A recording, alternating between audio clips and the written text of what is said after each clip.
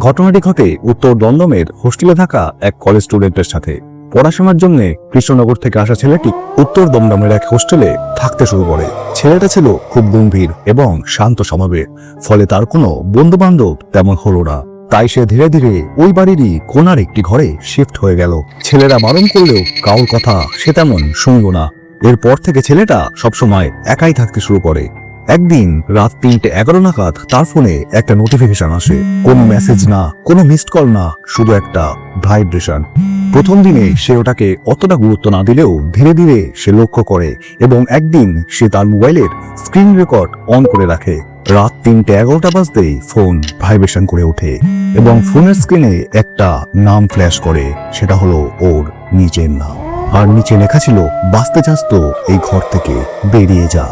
ও একটু চমকে গেল, কারণ নোটিফিকেশনটা কোনো নম্বর অথবা কোনো অ্যাপ থেকে আসেনি। নোটিফিকেশনটা ছিল পুরো ব্ল্যাঙ্ক। সেই রাতেই ওর সাথে আরো একটা ভয়ানক ঘটনা ঘটে। অনেক রাতে ওর ঘুম ভেঙে যায় কারো নিঃশ্বাসের শব্দে। কেউ ওর কানে খুব আস্তে করে বলছিল, বেরিয়ে যায় ঘর থেকে। ও লাইট জ্বালায়, ঘর ফাঁকা। একটা ঠান্ডা কনকনে হাওয়া ওকে শিশিয়ে দেয়, কিন্তু তৎক্ষণাৎ ওর চোখ আয়নার দিকে যায়, আর ওদিকে তাকাতেই ও ঘাবড়ে ওঠে। ও দেখে আয়নায়ও নিজে দাঁড়িয়ে আছে ঠিকই, কিন্তু ওর গলা থেকে গড়গড় করে রক্ত পড়ছে, আর কোথা থেকে এক অদ্ভুত হাসির শব্দে তার কান ছালাপালা করে দিচ্ছে। পরদিন ওই ছেলেটিকে অজ্ঞান অবস্থায় ঘরের মেঝে থেকে উদ্ধার করা হয়। এই ঘটনার পর ছেলেটির বাবা মা ছেলেটিকে বাড়িতে ফিরিয়ে নিয়ে যায়, আর ছেলেটি বাড়ি গিয়ে তার বাবা মাকে সব কথা খুলে বলে।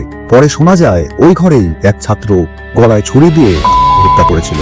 সেই জন্যই ওই ঘরে কেউ থাকতে রাজি হতো না। এ কথা জেনেও ওই ছেলেটা ওই ঘরে থাকতে রাজি হয়েছিল, আর তার পরিণতি আপনারা তো সকলেই শুনলেন।